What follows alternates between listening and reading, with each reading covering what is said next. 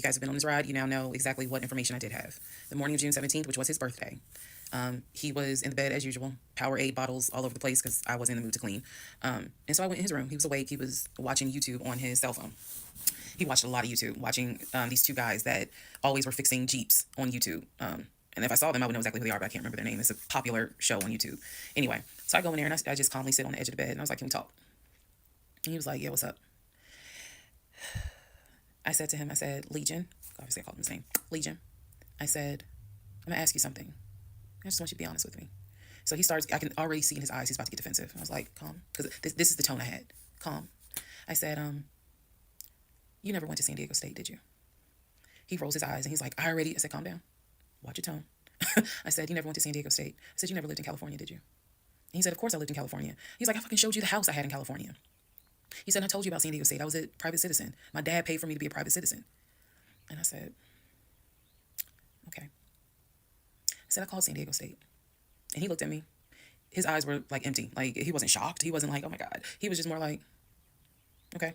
I said, they have no record of you. I said, they have no record because you never went. You never been to California. So at this point, I'm very calm. And I'm just stating, I said, you never been to California. I said, I bet you've only lived in Georgia, Pennsylvania, and Rhode Island. At this point, now there's a little emotion behind the eyes. And I said, I don't think that this is going to work. And he said, what, the marriage? He was like, so what you saying? You don't want to be married to me anymore? And I said, I don't want to be married to you anymore. I said, we need to go our separate ways. We tried, but we need to go our separate ways. The way that I'm talking to you all is exactly how I was talking to him. And so he was like, that's not what marriage is. Marriage is, you have to fight for what you want. I said, I don't want this. And I don't want to fight for it. I said, I don't want you, and I don't want this. And so he was like, I'm not giving up on the two of us. I said, you don't have a choice. I said, I think that you should call your brother or your sister now. And I think that you need to pack a bag. And I think you need to get the fuck out my house. And he was like, I don't really have time for this. I don't feel well. I said, I don't care. You need to get out of my house. Again, the way I know y'all are going to be like, she's so dramatic. And in real, I am actually a very dramatic person. But the way that I'm talking to you guys on this video is exactly how I was talking to him in the beginning of how this started. So I said, you need to call your brother, or call your sister because she's in Douglasville, and you need to go stay there. You need to get out this house today. Basically what happened was, at first, he refused.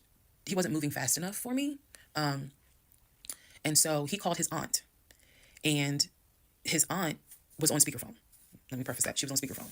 And so she was like, what's going on? And he was like, my wife don't want me no more. She claimed that I'd be lying to her. I ain't never lied to her. When I heard this, what's the analogy I can give y'all? When I heard him say to his aunt, I ain't never lied to her before, something in me snapped. The best analogy I can give you. Do y'all remember that movie Carrie? When she was at prom and everyone was laughing at her. The blood had fallen down on her. And there was a moment where her eyes just went wild. And you knew something was about to happen. You just didn't know what. But y'all had pushed her too far. When he said to his aunt, I ain't never lied to her, I snapped. The calmness left. The amount of rage that was in me. I could have fought every member of the Kansas City Chiefs and beat every last one of their asses. I could have fought every member on the Atlanta Falcons and beat every last one of their asses. I'm not a violent person, but I was there. That statement, I ain't never lied to her, took me there. I went off. I went off. I went off so bad that first of all, every part of me was shaking. I called my mom. My mom was on speakerphone, and she's in Arkansas. My mom's a praying woman. I was cussing like a sailor.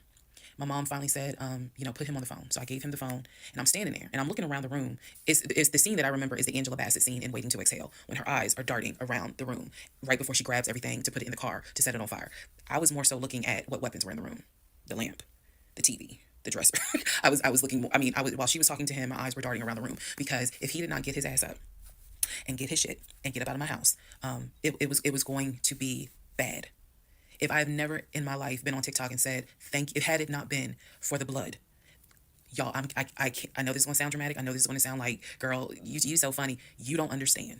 Had it not been for the Lord on my side, had it not been for the fact that I know I got a praying mother, I know I had a praying aunt, I know I've had a praying grandmother in heaven, because I'm telling you, I clearly saw what was getting ready to happen had he not gotten up, got his shit, and got out of my house. So I'm trying to calmly say this because I'm trying to calmly tell this story because the rage had taken over me. The pure, unadulterated rage that I felt when he said to his aunt, I never lied to her, after I had discovered only 2% of the lies at that point, just 2%. So it was enough for me to be like, you need to get your stuff and go. So my mother gets on the phone and she says to him, Legion, she called him by name. She said, I am not there to control my daughter. She said, in the name of Jesus, get your stuff and get out that house because I think she might kill you. Get out of the house. She's on my phone. His aunt is on his phone. His aunt said, nephew, come home. Home for her was Philly. She said, I'll send you money. Come home. Leave that house right now. She said, because I think that woman is about to kill you. Let's go. Let's just go to part 34. Let's all just take a deep breath. Part 34. Who the fuck did I marry? So the aunt told him, I'll send you money. Come home. I'm yelling in the background, by the way. I'm not sitting there calmly. I'm yelling. I said, oh, he got money. Yeah, you got money. You got money in that offshore account, right? You got money in that Chase account. You got money to drive. So do what you got to do. I told him, and I'm not going to repeat some of the stuff I said because my mom may see this TikTok, but I did tell him, I was like, if you don't get out of this house, actually what I said was, you have two options. You either going to leave this house voluntarily or you're going to leave this house involuntarily. And he tried to get a little nuck if you buck. He tried. And that's when because he was still on the bed, still laying in the bed. And he was just like, you ain't going to do shit. Like, don't talk to me like you done lost your fucking mind. Da-da-da. And I calmly got close to him. I got like this close. And I literally said, I will beat you like the bitch you are. I dare you to try me. I said, I will literally beat you like the male bitch you are. And so when I said that, his eyes were like, I said, I'm not even playing. Because at this point, I'm rocking like back and forth. Y'all, again, I'm not some hardened type chick. I'm not. I don't want the soft lifestyle.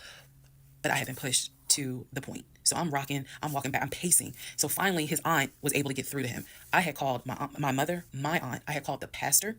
I had called all these people because I did know that I was in a very dangerous place. Not because I'm scared of him. At this point, I was scared of me. I don't know if this has ever happened to someone where you know yourself. You know that you got a line. I was over that line. So I had enough wherewithal to be like, okay, you probably gonna go to jail today. You probably gonna go to jail. You probably gonna have that job in the morning. Like I was there. And again, this is not to sound bragging at all. This was a woman who I could not believe that even with the attempt of me trying to give him one last opportunity to tell me the truth, he still lied in my face. I was at my edge. So I yanked the covers back and I told him, I was like, get up, get the fuck out of my house. Again, I'm saying it calmly on here. It was nothing calm in the house when this happened. So I'm throwing stuff up against the wall. I remember I looked at the lamp. He looked at me looking at the lamp.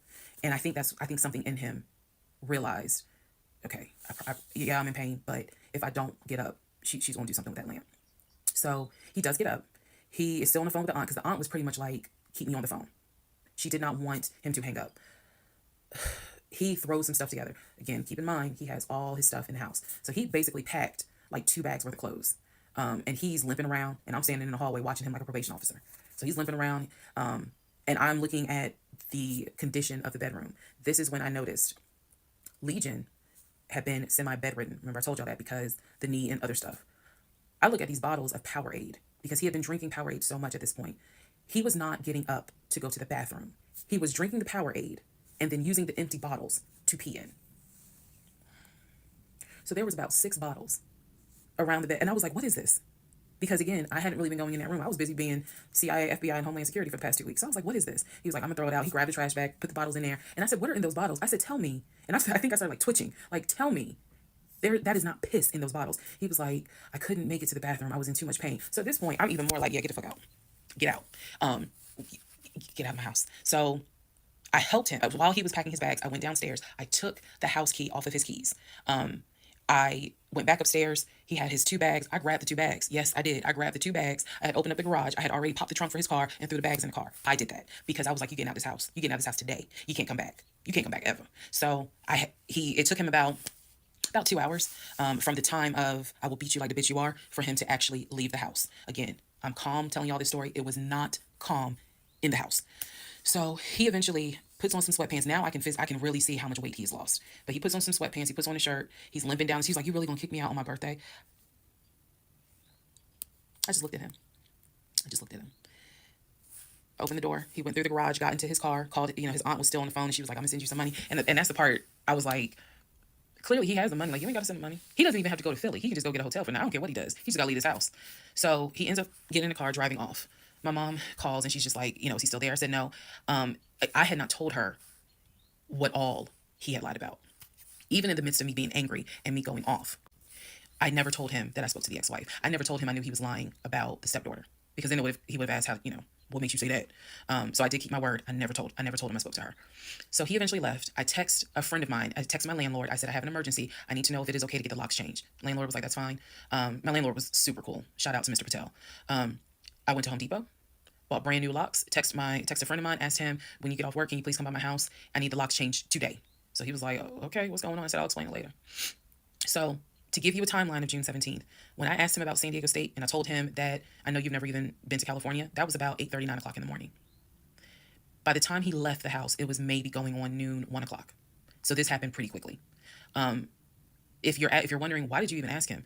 I already knew that I wanted out. I knew that. But for some reason, a part of me was like, let's just see if he'll be honest just one last time. And he wasn't. And it sent me into a rage. And then he lied to his aunt, saying, I ain't never lied to her. And that sent me over the edge. So by 1 o'clock, by 1:30, he was gone. By 2:30, I had done a pretty good job of cleaning up the bedroom. He had thrown away the Powerade bottles, so I didn't have to touch those. I stripped the sheets. Anything that he touched in that bedroom, I stripped the sheets, threw them in the trash bag, threw them out in the trash can. And so most of this was adrenaline. Adrenaline was because I hate packing. I hate doing all that stuff. I went on Amazon. I ordered oversized large tote bags because I was packing up all his shit. So I packed up all his stuff. Okay. The reason why I packed up all his stuff is because, so I had a 3-bedroom, 2.5 bath townhome. One room was the guest room. Obviously there was a master bedroom. And then we had a TV room that he had made like his Philadelphia Eagles man cave. I was going to put everything that belonged to him, pack it up, and put it in the TV room because the plan should have been that he's going to come back and get all his stuff. Okay, so that's why I did it. And honestly, it just felt good to pack up his stuff and go through it freely because when he packed in a hurry, he left obviously really important things. He left all his Invicta watches. He left all his WWE Championship belts. If you know anything about WWE Championship belts, you know those things are expensive. He left all his Jordans. He left suits. He left Cole Haan shoes. He left all that because it was such a hurry for him to leave. So all that was still in my house. So around 2:30, I think I wasn't even at a place where I could start crying. I was just too angry, still shaking, packing everything up.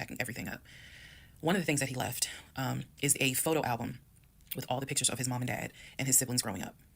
Now, I had the thought of I was going to have a burn party and I was going to put it on Facebook Live. I was going to burn it with my friends and drink and dance and play music. But it's his deceased parents. I do have a heart. So I put that somewhere special, meaning I put it up in the closet. He had told me that he was going to come back and get his stuff. And so I just did not, I didn't throw anything out unless it was like something I knew was trash. Other than that, I put everything up and kept it, in the TV room. So that's June 17th. Also on June 17th, I had already ordered his birthday cake. I had ordered the birthday cake like the end of May because it was like a special birthday cake. So I also had to go get the birthday cake from the bakery in East Point. And I took it to my family's house and we ate it. Yes, I had left the house, went to my family's house, filled them in, my aunt, my little cousin, and my grandfather, because my mom was in Arkansas. So I went over to their house, filled them in on what was going on. They could not believe it. Although my grandfather then told me, he said, he didn't look like he was a football player. He was like, I didn't want to say nothing, but he didn't look like he was a football player. Gotta love grandparents. So we ate his birthday cake. Went back home. The friend that I had called came, changed all the locks, I changed the security codes. Effectively, he would not have been able to get in that house. So that is what happened on June 17th. So now we can fast forward. He would text me and he would call me that he got to Philly. Apparently he left Georgia and immediately went to Philly. So he immediately went to Philly, and he did text me and said that he made it to Philly and he was staying at his aunt's house. I know that this is a short part. That's okay because what we're doing now is I went through how we met. I went through how we dated. I went through how we got married. Now I'm taking you all to June 17th. The week after June 17th, he's in Philly. He still would call me. He still would text me. The conversations we were having the week after June 17th, so this would be June 18th up to the 24th. The conversations we were having had to do with divorce. So who's going to file? And he was like, well, I don't want a divorce. I'm going to fight you on it. Are you? Really? Are you going to fight me on the divorce? I didn't know anything about filing for divorce. But I refused to stay in a place of ignorance. So I went online. There's a website that you can go to where you pay like a $200, $239 fee. And you fill out basic information and you choose your state and they will not process, but they will make all your documents. All you gotta do is print it out and take it to the court. And it is step-by-step directions. We didn't have any property with each other. We didn't have any kids with each other. So by the state of Georgia's standards, this should be an uncontested divorce. So the conversation that last week, the week of June 18th to the 24th, was about divorce. What stuff do you want to keep? Well, I'm going to come and get all my stuff. I just don't understand why you couldn't talk to me about it. So there's no room for talking because you've been lying to me since day one. But even still, keep in mind, as of June 17th, June 18th, June 19th, I did not know what I know now. So the lies were really only like 5% of the whole story. So June 24th or 25th is when I had printed my documents.